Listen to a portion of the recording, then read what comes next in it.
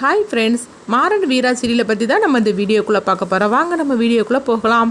மாறன் அந்த துணி கடையில் போய் அவங்க கடன் வாங்கிட்டு அவங்க துணியெல்லாம் எடுத்துகிட்டு வந்துருந்தாங்க. அப்போ ராமச்சந்திரன் அந்த ஓனர்கிட்ட ஏற்கனவே சொல்லி வச்சுட்டாரு, என் பையன் எவ்வளோ துணி எடுத்தாலும் சரி தான் அவனுக்கு கொடுங்க, அவன் காசு கொடுக்க முடியலன்னா அந்த ரூபாயை நானே உங்களுக்கு கொடுத்துருதேன், ஆனால் அவனுக்கு ஜவுளி மட்டும் கொடுக்க மாட்டேன்னு சொல்லிடாதீங்க. அப்படிங்கும்போது என்ன சார் நீங்கள் இந்த மாதிரிக்கு பேசிகிட்டு இருக்கிறீங்க, கண்டிப்பாக நான் மாறனுக்கு கொடுப்பேன், மாறன் ரொம்பவே நல்ல தம்பி, அதனால் கண்டிப்பாக அவனுக்கு எவ்வளோ துணினாலும் கொடுப்பேன், ஒன்றும் பிரச்சனை கிடையாது, நீங்கள் தன்னுடைய பையனுக்காக இவ்வளோ தூரம் உதவி பண்ணிடுறீங்களே, அதுவும் அவனுக்கு தெரியாமையே, உங்களை நினச்சாலும் எனக்கு ரொம்பவே பெருமையாக இருக்குது அப்படின்னு சொல்கிறாங்க.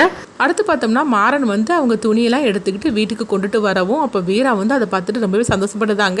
அவருக்கு ரூபா கொடுக்காமே எல்லா துணியும் தந்துட்டார் அப்படின்னு கேட்கும்போது, ஆமாம் வீரா, நான் கூட எதிர்பார்க்கவே இல்லை, ஆனால் அவ்வளோ துணியும் நீ எவ்வளோ நாளும் எடுத்துக்கொன்னு சொல்லிட்டாரு, நானும் ரூபா கொடுக்காம நானும் எடுத்துகிட்டு வந்துட்டேன் அப்படின்னு சொல்லவும், சீக்கிரத்துலேயே இது விற்று நம்ம அந்த பணத்தை அடைச்சிடணும், அதுக்கப்புறமா திருப்பியும் நம்ம வாங்கி இப்படி கொஞ்சம் கொஞ்சமாக நம்மளுடைய தொழிலை நம்ம பெருசு லெவலில் கொண்டுட்டு போகணும் அப்படின்னு சொல்லவும், கண்டிப்பாக நம்ம பெரிய லெவலில் கொண்டுட்டு போகலாம் வீரா அப்படின்னு மாறன்னு சொல்லிட்டு இருக்கிறாங்க. அடுத்த நாள் பார்த்தோம்னா அவங்க சைக்கிளில் அந்த துணியெல்லாம் எடுத்துகிட்டு போகிறாங்க.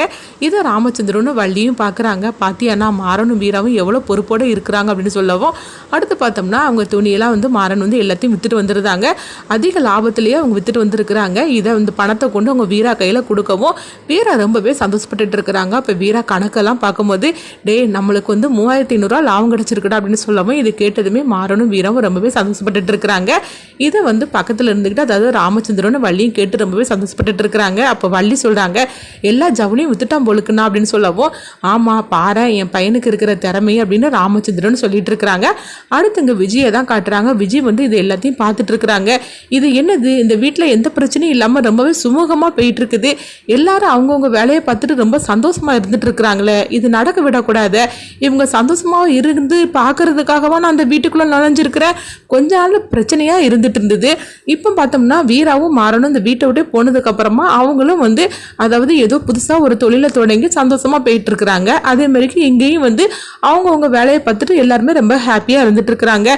இது நடக்க விடக்கூடாது, இவங்களுக்கு பெரிய ஒரு பிரச்சனையாக வைக்கணும், அது மட்டும் இல்லாமல் மாறனுக்கும் வீராவுக்கும் பிரச்சனையை கொடுத்தாலே இந்த குடும்பம் ஆடி போயிடும், அவங்கள எப்படியும் திரும்ப இந்த வீட்டுக்குள்ளே வரவழைக்கணுமே, இந்த வீட்டுக்குள்ளே அவங்கள வரவழைச்சாதான் பிரச்சனை தலை தூக்கும், அவங்க இல்லைன்னா இந்த வீட்டில் பிரச்சனையே இருக்காது, ஏன்னா மாறனால தான் இந்த வீட்டிலேயே பிரச்சனை பூகம்பமாக வெடிக்கும், அவனை வச்சு தான் நம்ம அடுத்த ஆட்டத்தை தொடங்கணும், அதனால எப்படியாவது அவனை இந்த வீட்டுக்குள்ளே கூட்டிகிட்டு வரணுமே, என்ன பண்ணலாம் அப்படின்னு சொல்லிட்டு விஜய் யோசனை பண்ணிட்டு இருக்கிறாங்க.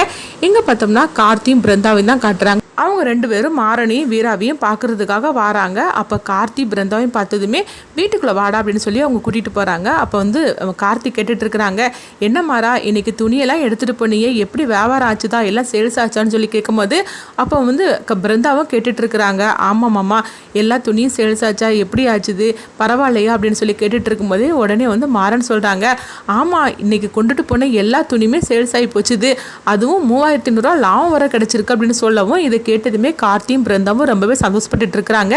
இதை ஒளிஞ்சு நின்று விஜய் கேட்டுட்டு இருக்கிறாங்க, ஓஹோ இதில் லாபத்தை வேற நீ சம்பாதிச்சிட்டியே, இன்னைக்கு ஒரு நாளிலே இவ்வளோ லாபமா, அப்போ கொண்டுட்டு போன எல்லா துணியும் நீ விற்றுருக்குற, இப்படியே போயிட்டு இருந்தாக்கி அதுக்கப்புறமா அவ்வளோதான், நீ பெரிய ஒரு கடையை தொடங்கிடுவிய, இதெல்லாம் நடக்க விட்டுறக்கூடாது, இவங்க எல்லாரும் இப்போ ரொம்ப சந்தோஷமாக இருந்துட்டு இருக்கிறாங்க, ஆனால் நான் மட்டும்தான் சோகத்தோடு இருந்துட்டு இருக்கிறேன், இவங்கெல்லாம் சோகமானால் மட்டும்தான் நான் சந்தோஷமாக இருக்க முடியும், இவங்களை எப்படியாவது இப்போ பண்ணணுமே ஏதாச்சும் அப்படின்னு சொல்லிக்கிட்டு விஜய் பார்த்தோம்னா அவங்க அம்மாவுக்கு ஃபோன் பண்ணுறாங்க. அப்போ அவங்க அம்மா கிட்ட சொல்கிறாங்க, அம்மா இங்கே எல்லாம் பிரச்சனை இல்லாமல் எல்லாம் நல்லபடியாக போயிட்டுருக்காங்கம்மா அப்படிங்கவும், உடனே அவங்க விஜய்கிட்ட அவங்க அம்மா சொல்கிறாங்க, இங்கே பாரு அந்த வீட்டில் பிரச்சனைக்கு காரணமே அந்த மாறன் தான், மாறன் இந்த மாதிரிக்கெலாம் சந்தோஷமாக இருக்கக்கூடாது, அதனால அந்த வீட்டுக்கு எப்படியாவது மாறனையும் வீராவையும் நீ வீட்டுக்குள்ளே நீ வரவழைக்கணும் அப்படிங்கிறாங்க. ஆமாம்மா நானும் அதுதான் நினச்சிக்கிட்டு இருக்கிறேன், இவங்க ரெண்டு பேரும் எப்படியாவது வீட்டுக்குள்ளே வரவழைச்சாதான் நம்ம பிரச்சனையை அடுத்த ஆட்டத்தை இவங்களை வச்சு தொடங்கணுமா, அப்போ தானே நம்ம நினச்சதெல்லாம் நடக்கும் அப்படிங்கவும், உடனே அவங்க விஜய்கிட்ட அவங்க அம்மா சில திட்டத்தை சொல்கிறாங்க, ஏம்மா நீ சொன்ன சரியான திட்டமாக இருக்குது, இதை நான் பண்ணியிருந்தம்மா அப்படின்னு சொல்லிட்டு இருக்கிறாங்க. அடுத்து பார்த்தோம்னா கார்த்தி பிருந்தாவும் சரி நான் கிளம்புறோம் அப்படின்னு சொல்லிட்டு ரெண்டு பேரும் அவங்க வீட்டுக்குள்ளே வந்துருந்தாங்க. எல்லாருமே அவங்கவுங்க ரூமில் போய் படுக்கிறதுக்காக போகிறாங்க. உடனே விஜய் எல்லாத்தையும் பார்க்குறாங்க, எல்லாரும் படுத்துட்டாங்களான்னு சொல்லி பார்க்கும்போது எல்லாருமே அவங்க ரூமில் அவங்க படுத்துருந்தாங்க. இதுதான் நம்மளுக்கு சரியான நேரம் அப்படின்னு சொல்லிட்டு அவங்க பார்த்தோம்னா வெளியே வராங்க. வந்ததுமே மாறனும் வீராவையும் அதாவது பார்க்குறாங்க, அவங்களும் தூங்கின மாதிரி தான் இருக்குது, எல்லாருமே தூங்கிட்டாங்க, இதான் நம்மளுக்கு சரியான நேரம் அப்படின்னு சொல்லிட்டு பார்த்தோம்னா அவங்க விஜய் அந்த குடிசையில் நெருப்பை பற்ற வச்சுருந்தாங்க. நெருப்பை பற்ற வச்சு வச்சதுமே நல்லா பற்றி எரியட்டும், இப்போ கொஞ்ச நேரத்தில் என்ன நடக்க போகுது பாரு, சரி நம்ம அங்கே இருக்க வேண்டாம், நம்மளும் வந்து அதாவது ரூமில் போய் படுக்க போயிடலாம் அப்படின்னு சொல்லிட்டு விஜய் எதுவுமே தெரியாத மாதிரிக்கு அவங்க வள்ளி இருக்கிற அந்த ரூமுக்கு வந்து படுக்கிறதுக்காக வந்துருந்தாங்க. கொஞ்ச நேரத்தில் பார்த்தோம்னா அங்கே மாறனும் வீராவும் வந்து சத்தம் போடுறாங்க. என்னாச்சுன்னு சொல்லிட்டு அவங்க பார்க்குறாங்க. பார்த்தோம்னா அவங்க குடிசை வந்து நெருப்பு பிடிச்சி எரியுது. இதை கொஞ்சமே எதிர்பார்க்காத மாறனும் வீராவும் அதிர்ச்சி அடைகிறாங்க. ஐயோன்னு சொல்லி அவங்க கத்தவும் உடனே மாறனும் வீராவும் வெளியே வந்துருந்தாங்க.